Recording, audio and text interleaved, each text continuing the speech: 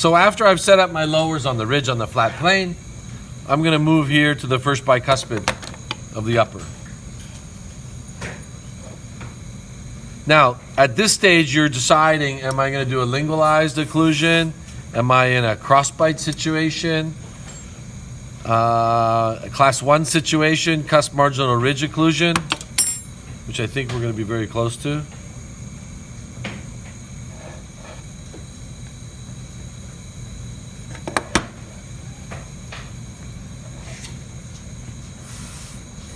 Now, the buccal cusp tip of number 4, as on the lower 4, is a little bit longer, so I'll reduce it, but I'll reduce it a little later. Because in a lateral excursive movements, the buccal cusp tip of number 4 will interfere in working. Number 5.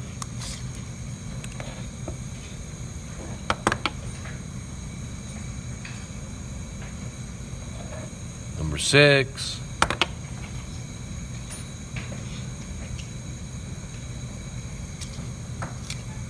Now, the uppers are slightly off the ridge, which maybe not the most ideal, but the maxilla does shrink in and upwards.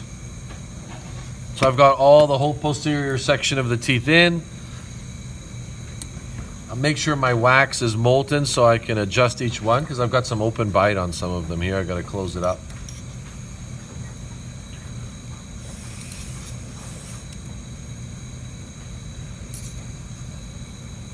So what are we learning here besides, basic fundamentals of anatomy where the teeth should go? We're learning wax control, we're training our eye.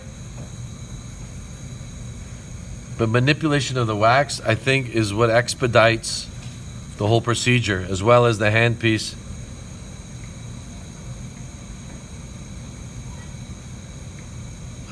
Reducing the prosthetic tooth structure.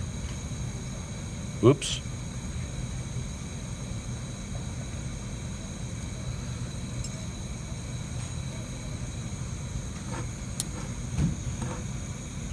Now, with experience, I would have incorporated my compensating curve on 6 and 7, but just to illustrate the next 10 minutes or so, I'll do it without, and then I'll change it again.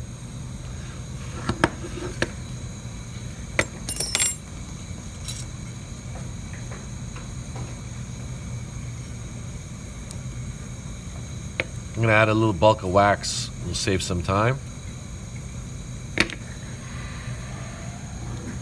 At the same time, fill in some of the wax voids on the other side.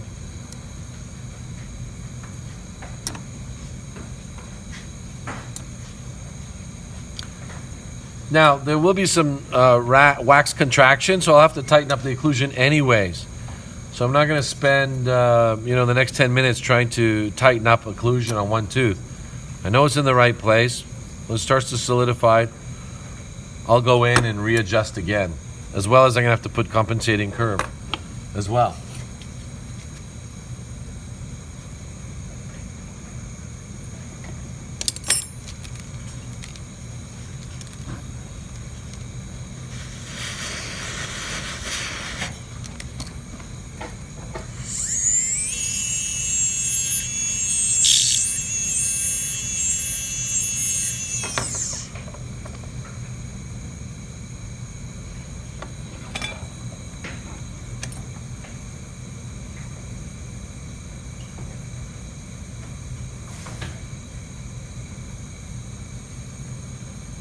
Sorry if you can see on that angle, number 4. I'm going to need some more wax, I think.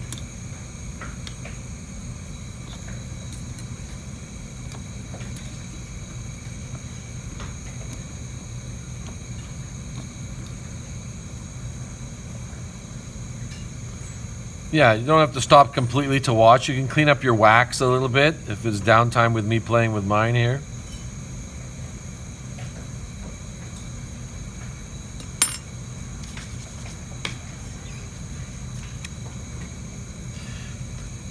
Now, probably in the workplace, I'd have the base plate here, which would expedite the wax up.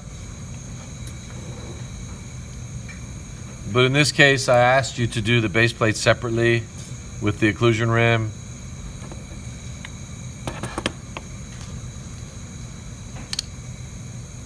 But if I did have a base plate, I would definitely have it just on the palatal side. As you can see, the amount of tooth structure that we have to reduce when we're waxing. It'll just be double the amount with base plate in the way. I don't want base plate to dictate the tooth position.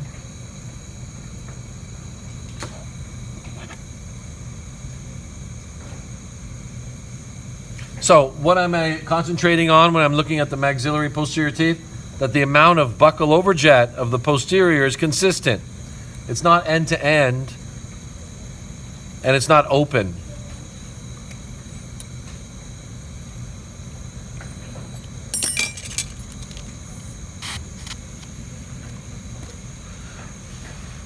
If the lower teeth are set up correctly, then the upper teeth will just fall into place. They're designed such. And we'll use this side as an example once I get a little bit of wax in here. And this will follow along with our 20-degree setup rule, where we had 4-5 mesial buccal of 6 in a line angle, and then distal buccal and 7, those 3 cusps on a line angle, if this looks familiar to you. These 3 and these 3. And then on the lingual, they're pretty much all touching, lined up. This one fell out just a bit. I'll tighten it up here.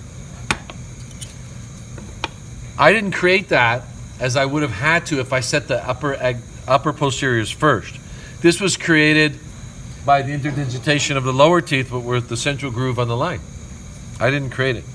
Now I can go on the other side. Same thing. Very close here. Now I'm almost done. What haven't I checked? I haven't checked protrusive, left lateral, right lateral.